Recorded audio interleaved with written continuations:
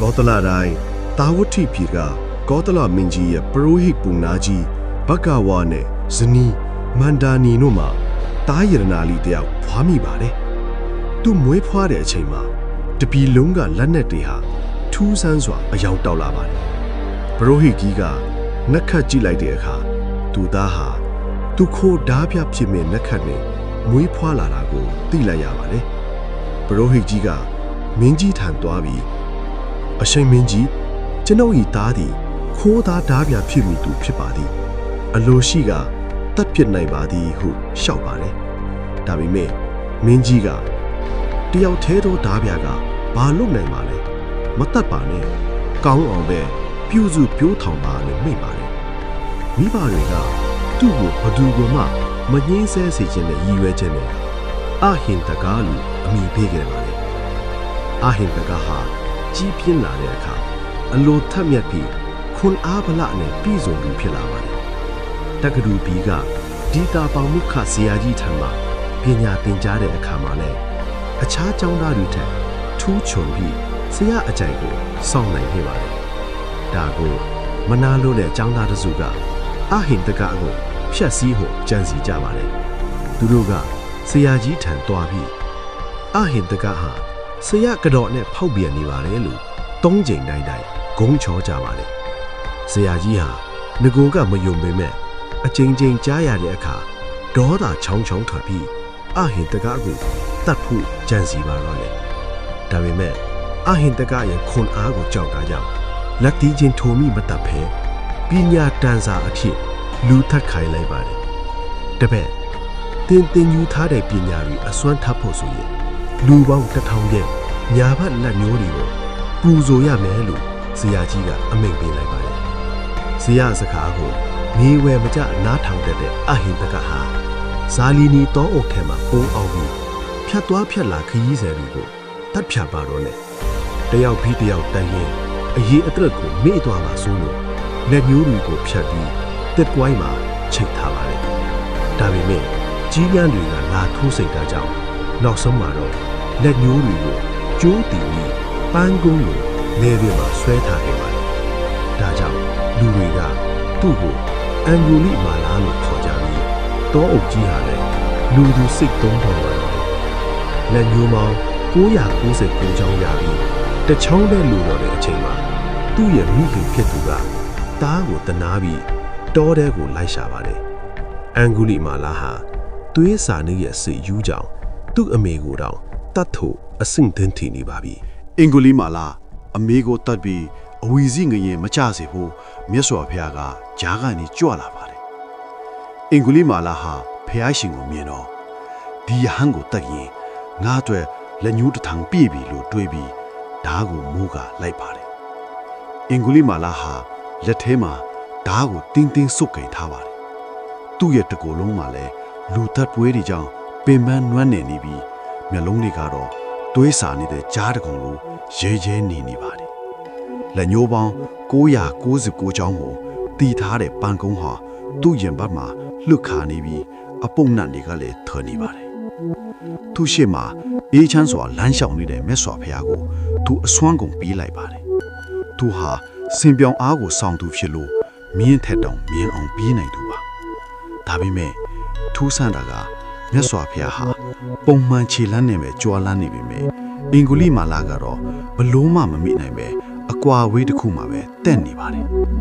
နောက်ဆုံးမှာတော့အင်္ဂုလိမာလာဟာမောဟိုက်ပြီးဒူးထောက်ကြလို့နှီးပါထစ်သွားပါတယ်သူအန်အော်တကြီးနဲ့အော်ဟစ်လိုက်ကဟေးယဟန်ရက်လော့အဲ့ဒီချိန်မှာမြတ်စွာဘုရားကနောက်ကိုလှည့်မကြည့်ပဲတည်ငြိမ်အေးချမ်းတဲ့အတန်တော်နဲ့ပြန်လဲမိန့်ချလိုက်ပါတယ်အင်္ဂုလိမာလာငါကရက်ပြီးပြီတင်သားလည်းမရက်သေးတာဒီစကားကိုကြားလိုက်ရတဲ့အခါအင်္ဂုလိမာလာဟာကြောင်သွားပါတယ်သူစဉ်းစားတယ်ဒီယဟန်ဟာတစ္ဆာရှိတဲ့သူလို့နာမည်ကြီးတယ်အခုသူလမ်းလျှော့နေတာကိုငါမျက်စိနဲ့မြင်နေရပါလေနဲ့ဘာလို့ရက်ပြီလို့ပြောတာလဲငါကတော့ရက်နေရပါလေနဲ့ဘာလို့မရက်သေးဘူးလို့ပြောရတာလဲသူဟာငကူကပညာတတ်တယောက်ဖြစ်တာကြောင့်ဒီစကားရဲ့နောက်ွယ်မှာလေးနက်တဲ့အထိပ္ပယ်ရှိမယ်ဆိုတာရိပ်မိသွားပြီးပြန်မေးလိုက်ပါတယ် အရှင်ဖျားကလမ်းလျှောက်နေပြီးတော့ဘာလို့ရက်ပြီလို့ပြောတာလဲတပည့်တော်ကရက်နေတာကိုဘာလို့မရက်သေးဘူးလို့ပြောတာလဲမြတ်စွာဘုရားကဂယုဏအပြည့်နဲ့ရှင်းပြတော်မူပါတယ်အင်္ဂုလိမာလာငါဖျားဟာတတ္တဝအပေါင်းကိုညှင်းဆဲတပ်ဖြတ်ခြင်းကိုအမြဲတမ်းစွန့်လွတ်လိုက်ပြီးဖြစ်လို့ရက်နာပြီးသူဖြစ်တယ်တေမူကတတ္တဝါတို့ကိုတပ်ဖြတ်ညှင်းဆဲနေစေအကုသိုလ်တွေပြုနေစေဖြစ်လို့မရပ်တန့်သေးသူသာဖြစ်တယ်ဒီစကားတကွန်းဟာအင်္ဂုလိမာလာရဲ့နှလုံးသားတွေကိုမြားတစင်းလိုစိတ်ဝင်သွားပါတယ်သူဟာအမှားကြီးမှားခဲ့ပြီဆိုတာကိုချက်ချင်းသိမြင်သွားပါတယ်ဆရာရဲ့လှည့်စားမှုကြောင့်လူသက်သမားထိခဲ့ရတဲ့ဘဝကိုနောင်တသွားပါတယ်အော်မြတ်စွာဘုရားဟာငါ့ကိုကေတင်ဖို့အတွက်တကူးတကကြွလာပါလားလို့တွေးမိပြီးလက်သေးကသွေးစွန်းနေတဲ့ဓာကြီးကိုခြောက်သေးကိုလွှင့်ပစ်လိုက်ပါတယ်။လက်ဘင်းကလက်ညှိုးပန်းကုန်းကိုလည်းဆွဲဖြတ်ပစ်လိုက်ပါတယ်။သွေးစွန်းနေတဲ့လက်နှစ်ဖက်ကိုအမြန်စီးကြောပြီးမြတ်စွာဘုရားရဲ့ခြေတော်ရင်းမှာရှိခိုးကအရှင်ဘုရားတပည့်တော်အမှားတွေကိုသိပါပြီ။တပည့်တော်ကိုသာသနာပေါင်းနဲ့သွတ်သွင်းချီးမြှင့်တော်မူပါလို့ညည်ရည်ဆက်လက်နဲ့တောင်းပန်တူးရှိုးပါတော့တယ်။မြတ်စွာဘုရားကလည်းအေဟိဘိက္ခုလို့မိန့်ကြားလိုက်တဲ့အခါ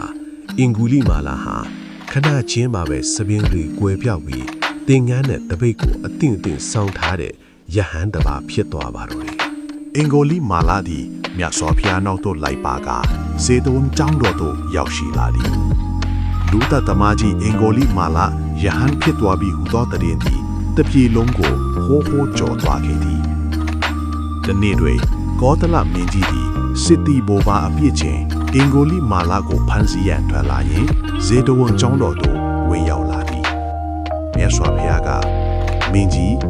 အကယ်၍အင်္ဂုလိမာလာဟာယဟန်ပြုသည်အေးချမ်းစွာနေထိုင်နေမယ်ဆိုရင်တင်ဘလို့လုံမလဲဟုမေးရမင်းကြီးကအရှင်ဘုရားအဲ့ဒါဆိုရင်တော့ကျွန်ုပ်ရှိခိုးပူဇော်ပါမယ်ဟုပြန်လျှောက်သည်မြတ်စွာဘုရားကအနားတွင်တရားမှတ်နေသောအရှင်အင်္ဂုလိမာလာကိုညွှန်ပြလိုက်သည့်အခါမင်းကြီးသည်ကြောက်လန့်တကြားနောက်သို့ဆုတ်သွားခဲ့ရသည်သို့သောအင်္ဂုလိမာလာ၏ငြိမ်သက်အေးချမ်းမှုကိုမြင်သောအခါမှာမင်းကြီးသည်ကြည်ညိုသွားခဲ့ရသည်အင်္ဂုလိမာလာသည်တာဝတိပြည်ထဲသို့ဆွမ်းခံကြွသောအခါမြို့သူမြို့သားများကကြောက်ရွံ့ခြင်းနှင့်နာကျည်းခြင်းတို့ဖြင့်တုံ့ပြန်ကြသည်သားသမီးအသက်ခံလိုက်ရသောမိခင်များခမင်းကိုဆုံးရှုံးလိုက်ရသောဇနီးများအင်္ဂုလိမာလာကိုကြောက်ခဲ့ရသောလူတို့သည်သူ့ကိုမြင်သောအခါလမ်းဘေးကခဲနှင့်ထုကြသည်တုတ်နှင်းရိုက်ကြသည်အိုးချမ်းပဲနှင့်ပြစ်ကြသည်အရှင်အင်္ဂုလိမာလာ၏ဦးခေါင်းသည်ကွဲအပ်ကသွေးများစီးကြလာသည်တကန်းသည်လည်းသွေးဆူရွှဲနေခဲ့သည်သူသည်ထိုနာကျင်မှုကိုဘာကိုမှမတုံ့ပြန်ပဲ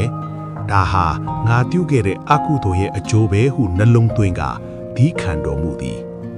မြတ်စွာဘုရားကသူ့ကိုတွေ့သောအခါချစ်သာဒီခံလောသင်ပြုခဲ့တဲ့ကံရဲ့အကျိုးကိုအခုဘဝမှာပင်ခံစားနေရတာဖြစ်တယ်ဟုအားပေးတော်မူခဲ့သည်တနေ့တွင်အရှင်အင်္ဂုလိမာလာသည်စွမ်းခံရင်မိဘွားရခက်၍အသက်အန္တရာယ်နှင့်ရင်ဆိုင်နေရသောအမျိုးသမီးတဦးကိုမြင်တွေ့ခဲ့သည်သူသည်လူသက်သမားဘဝတုန်းကလူအသက်ကိုအလကားသဘောထားခဲ့တော်လေယခုအခါတွင်မူထိုအမျိုးသမီး၏ဝေဒနာကိုမြင်ပြီးအလွန်တနာသွားခဲ့သည်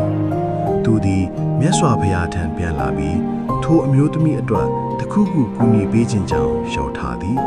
ဘုရားရှင်ကငါသည်လူဖြစ်ကလေးကမြည်သည့်တတ္တဝါကိုမှမတတ်ခဲ့ပါဟုသစ္စာဆိုရန်နီးပေးတော်လေအင်္ဂုလိမာလာကအရှင်ဘုရားတတိတော်လူတွေကိုအများကြီးတတ်ခဲ့ပါတယ်ဟုဝန်ခံသည်မြတ်စွာဘုရားကအရိယာဘဝယဟန်ဘဝရောက်ကလေးကဟုသစ္စာဆိုရန်ပြင်ပေးခဲ့သည်အရှင်အင်္ဂုလိမာလာသည်ထိုအမျိုးသမီးထံသို့ပြန်သွားပြီးငါသည်အရိယာဘဝသို့ရောက်သည့်နေ့မှဆော်၍ယနေ့တိုင်တတ္တဝါတဦးတယောက်ကိုမှတမင်သက်သက်တပ်ဖြတ်ခြင်းမရှိခဲ့ပါဤမှန်ကန်သောသစ္စာစကားကြောင့်တင်နှင့်တင့်ရင်တွေဘီးခင်းပါစေဟုသစ္စာဆိုလိုက်ရာချက်ချင်းပင်ထိုအမျိုးသမီးသည်အေးချမ်းစွာမီးပွားနိုင်ခဲ့သည်အရှင်အင်္ဂုလိမာလာသည်လူသူစိတ်ငြိမ်ရာတောဥထဲတွင်တပါးတည်းတရားအားထုတ်သည်သူ သူတရားမှတ်တိုင်းသူတက်ခဲ့သောလူများ၏အော်ဟစ်တံများသူ၏အိုင်များကအာယုံထဲမှနှောက်ယှက်နေခဲ့သည်သို့သောသူသည်နောက်မဆုဘဲဝိပဿနာတရားကိုပြင်းပြင်းထန်ထန်အားထုတ်ခဲ့သည်နောက်ဆုံးတွင်အတိတ်ကအာယုံများကိုဖျက်တောက်နိုင်ခဲ့ပြီးကိလေသာအလုံးကုန်စင်ကယဟန္တာအရှင်မြတ်ဖြစ်သွားခဲ့သည်သူသည်ယဟန္တာဖြစ်ပြီးနောက်ဝါမြောက်စကားဥဒန်းဆိုခဲ့သမားသည်အချင်းသူသည်အစကမေ့လျော့ခဲ့တော်လဲနောက်မှမမေ့မလျော့ကောင်းမှုပြုလျင်တိမ်တိုက်မှလွတ်လာသောလမန်းခဲ့သောဤလောကကိုလင်းစေ၏ဟုဆိုခဲ့သည်အရှင်အင်္ဂုလိမာလာသည်အာကုသိုလ်များစွာပြုခဲ့တော်လဲမြတ်စွာဘုရား၏လမ်းညွှန်မှုကြောင့်အပင်ငရဲမှလွတ်မြောက်ကနိဗ္ဗာန်သို့မျက်မှောက်ပြုနိုင်ခဲ့သည်သူပြိနိဗ္ဗာန်ဆန်သောအခါတွင်နောင်လာနောက်သားများအတွက်ဘယ်လောက်ပဲမှားခဲ့ပါစို့အချိန်မီပြင်းလင်းလမ်းမှန်ရောက်နိုင်သည်ဆိုသောအကြီးမားဆုံးသောတတ်သိကိုခြံရည်ထဲပါသည်အရှင်အင်္ဂုလိမာလာ၏ဘဝသည်မောင်မိုက်ခြင်းမှအလင်းသို့ကူးချောင်းသွားသည့်စံပြဘဝတစ်ခုဖြစ်ပါသည်